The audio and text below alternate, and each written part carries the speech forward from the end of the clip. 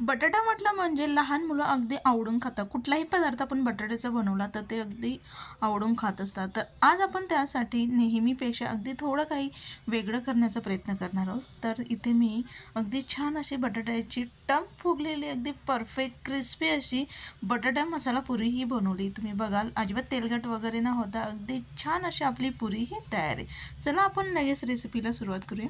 सर्वप्रथम इथे मी एक भांडं घेतले. त्या भांड्यामध्ये आपण मध्यम आकाराचा उकळून घेतलेला बटाट्याचं साल काढून ह्या पद्धतीने अगदी बारीक किसणीने त्याला किसून घ्यायचं आहे. अजिबात त्याला मॅश वगैरे करून घ्यायचा नाही. अशाच पद्धतीने अगदी बारीक असं आपल्याला याला किसून घ्यायचं आहे. जेवढं शक्य आहे तेवढं अगदी बारीक किसणीने किसून घ्या. त्यामुळे जे आपल्याला पीठ मळायचं आहे म्हणजे आपल्याला त्यासाठी लागणारं बॅटर तयार करून घ्यायचं आहे ते अगदी छान स्मूथ ते तयार होतं.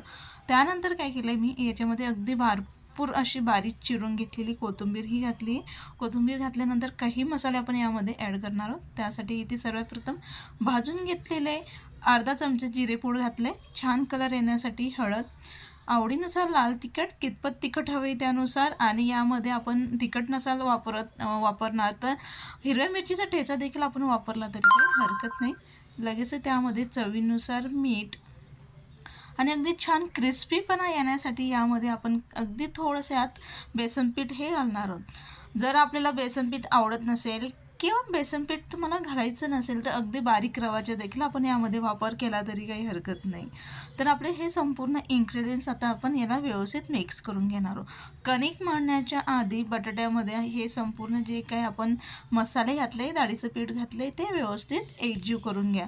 जर तुम्ही डायरेक्टली हे संपूर्ण मिश्रण घातल्यानंतर म्हणजे आता ह्या आपण मसाले घातले ते आणि त्यानंतर गव्हाचं पीठ घालणार आहोत, जर ते संपूर्ण आपण मिक्स केलं ना ते व्यवस्थित मिक्स होत नाही. म्हणून आता आपण हे काही थोडे मसाले घातले होते आणि डाळीचं पीठ ते बटाट्यामध्ये व्यवस्थित मिक्स करून घ्यायचं. तर मी एकदम व्यवस्थित याला एकजीव करून घेतला आहे. आपला गोळा अगदी असा तयार करून घ्यायचा आणि त्यानंतर लगेच याच्यामध्ये आपण गव्हाचं पीठ कमी जास्ती गरजेनुसार आपण घातलं तरी काही हरकत नाही. जर तुम्हाला अगदीच बटाट्याचा फ्लेवर जास्त हवा असेल तर थोडं म्हणजे अर्धा कप जर किसलेला आपल्याकडे अर्धा वाटी किसलेला बटाटा असेल तर त्यासाठी फक्त 1 वाटी आपण गव्हाचं पीठ वापरलं तरी काही हरकत नाही. त्यापेक्षा थोडं जास्त घातलं तरी काही हरकत नाही. तर इथं मी मध्यम आकाराचे 1 वाटीभर किस असेल आपल्या बटाट्याचं त्यासाठी इथे 2 वाटी मी गव्हाचं पीठ हे घातले. गव्हाचं पीठ घातल्यानंतर त्याला व्यवस्थित मिक्स करून घेतले आणि अगदी थोडं थोडं पाणी घालत जेवढं शक्य आहे तेवढं अगदी घट्ट असा आपल्याला गोळा याचा मळून घ्यायचा आहे. तर आपला कणकेचा गोळा हा तयार झाला आहे. लगेच अगदी थोडंसं तेल लावायचं, पुन्हा आणखी त्याला व्यवस्थित आपण चोळून घेणार जेणेकरून आपलं पीठ अगदी व्यवस्थित ते सॉफ्ट होईल आणि आपल्याला पुरी बनवताना त्रास होणार नाही. तर कणिक मळून झाल्यानंतर अजिबात त्याला रेस्ट वगैरे करून घ्यायचं नाही. लगेचच आपल्याला याची पुरीही बनवायला घ्यायची आहे. मध्यम आकाराचा मी आता गोळा घेतला आहे.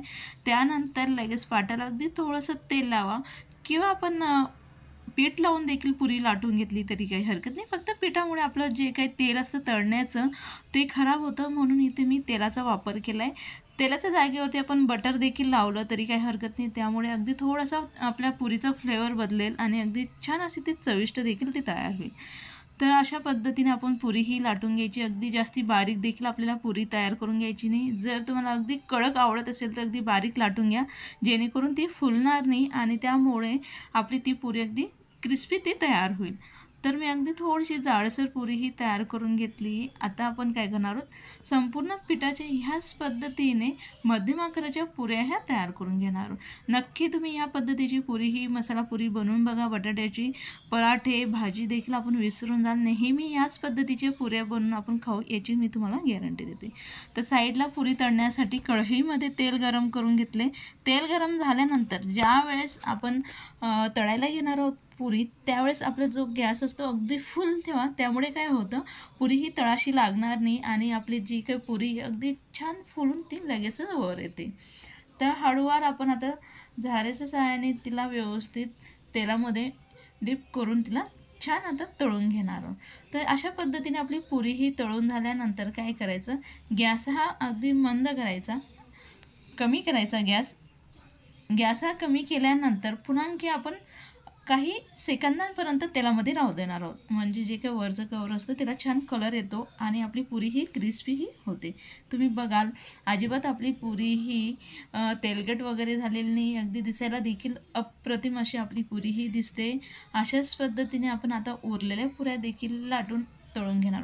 अजिबात बनवायला वेळ वगैरे लागत नाही. अगदी झटपट पद्धतीने ही तयार होते.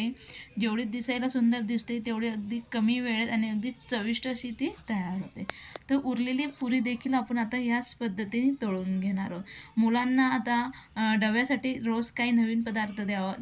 बरेच वेळेस काय होतं, मुलं त्याच त्या भाज्या खाऊन कंटाळतात. म्हणजे बटाट्याची जर आपण भाजी बनवून दिली तर ते लगेचच आपल्याला हे करतात. तर जर आपण त्याच बटाट्यांपासून अगदी वेगळ्या पद्धतीने काहीतरी नवीन पदार्थ बनवून दिला तर ते देखील आवडून खातात आणि आपल्याला देखील अगदी आनंद होतो. तर अशाच पद्धतीने मी आता संपूर्ण पुरे हे तयार करून घेत आहे. तर तुम्हाला माझी रेसिपी आवडली असेल तर नक्की व्हिडिओला लाईक करा, जास्तीत जास्त मित्रांना शेअर करा. व्हिडिओ कसा वाटला नक्की कमेंट्स करून कळवा. आणि नवीन असाल तर व्हिडिओ अपलोडिंग केल्यानंतर सगळ्यात आधी जर तुम्हाला नोटिफिकेशन मिळवायचं असेल तर नक्की चॅनलला सबस्क्राईब करा, जेणेकरून नवनवीन व्हिडिओ अपलोड केला तर सगळ्यात आधी त्याचं नोटिफिकेशन हे तुम्हाला मिळेल. तर अशाच पद्धतीने मी संपूर्ण पुरी ही तळून घेतली आहे. जर तुम्ही प्रवासात देखील आपण ही पुरी नेली तरी अजिबात काही हरकत नाही. म्हणजे आपल्याला ह्या पुरींसोबत भाजी वगैरे कसलीही गरज भासत नाही. एवढी छान अशी आपली ही पुरी तयार होते. मग तुम्ही बघाल अगदी परफेक्ट अशी आपली टम फुगलेली क्रिस्पी अगदी चविष्ट अशी बटाटा मसाला पुरी ही तयार आहे.